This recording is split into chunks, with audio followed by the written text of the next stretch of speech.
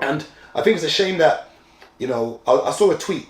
I don't know whether it's a true story or not, but a guy said him and his girl were living together, and for 5 years he paid all the rent. Okay. And then she broke up with him, and then within 6 months later she bought a house. Yeah. Now because he paid all the rent, he didn't have any savings, but because she was able to save her money, she was. And we sit there and say, looking at a situation like that, I say to myself, ideally, I think most women would like to be kept. Most women. But I say, the pressure that's put on young men nowadays to do that, when our dads and our grandparents did it, like in the 1980s. So I did a bit of research on the Gov website and the ONS. Now, the average salary for men in 1980 in the UK was 7,000. Okay. Yeah.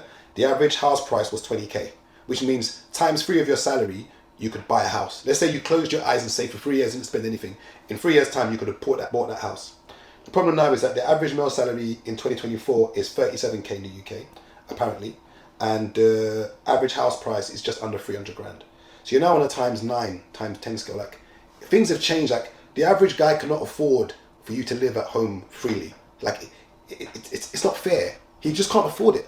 And the dynamic and the shift that's happening now is that men are going to have to accept that whatever idea they had in their head of their woman just being subservient and walking around the house, cooking, cleaning, unfortunately, we're both going to work now. We both work. We're both doing the same hours. And I don't know whether men are ready for that shift and whether women are, because some women are out earning men. And I don't know whether men are ready for that shift or women are, where a woman comes home and she's a breadwinner. And maybe because she's the boss at work, does she now have to take off her hat at home and no longer be the boss?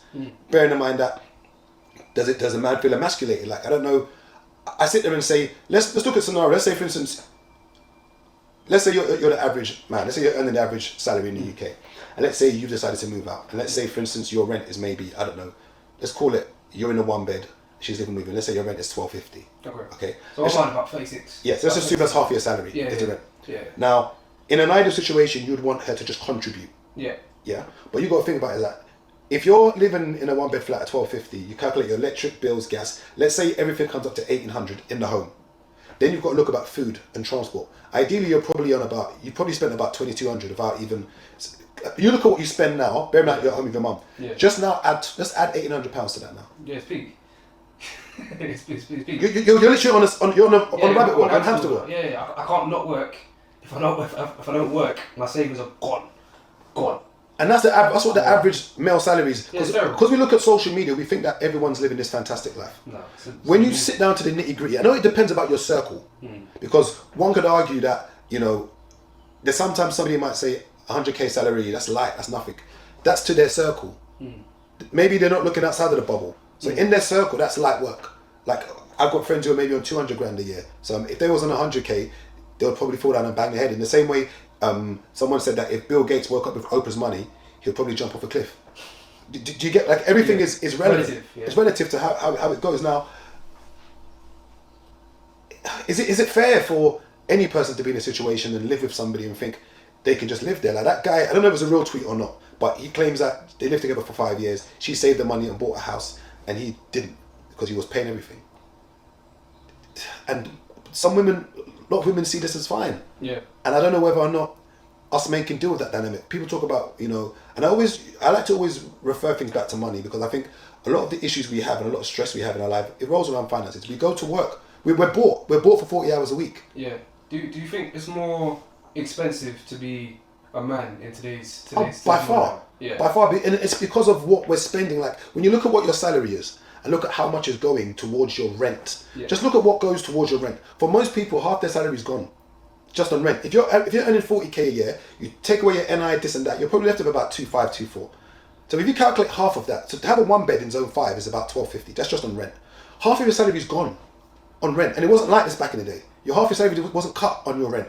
Things are so expensive, but we can continue arguing about how expensive life is here. What are we going to do?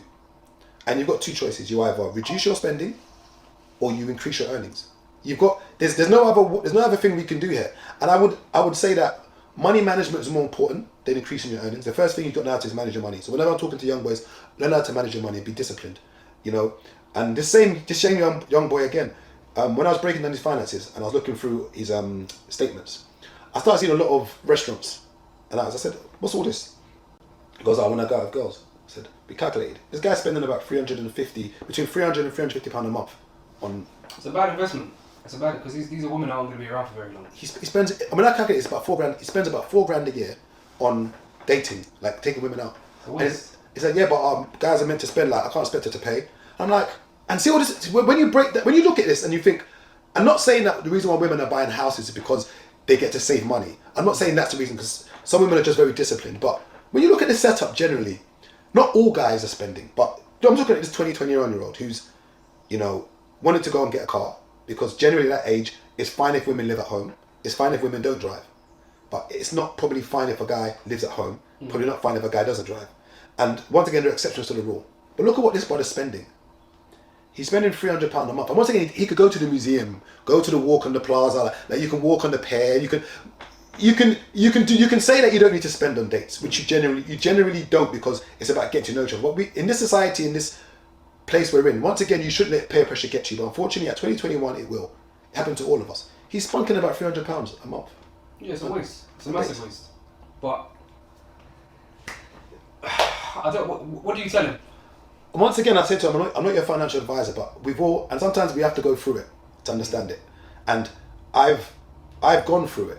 I've gone through that era where, and the funny thing is that if you have to peacock and do so much to get this woman's attention and have to break your back financially, I wonder how much of that interest is genuine and how much of it is. It's not. You're paying for it. You might as well go to the beat house and pay £40. Yeah. And I think that's what it is. You're indirectly paying for. And it's hard because I'm at a point now where I'm halfway through it. They say the average man in the UK dies at 82, 83. I'm almost halfway there. I've done half of my time already, and I'm sitting there now, and all that's in my head now is I don't want to be 60 and be that man outside the bookies. Do you feel old mentally? I'll tell you when I feel old is when I go on holiday and maybe I'm at the beach or by the pool and I'm seeing young boys at the poolside.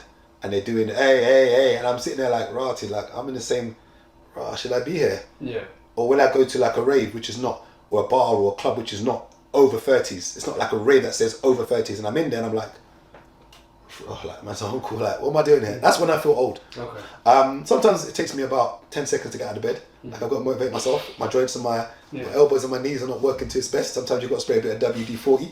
So that's when I feel old, or when I'm relatively fit, so I can jog for a good, say, 20 minutes, and I'm fine. So I would say I'm all right.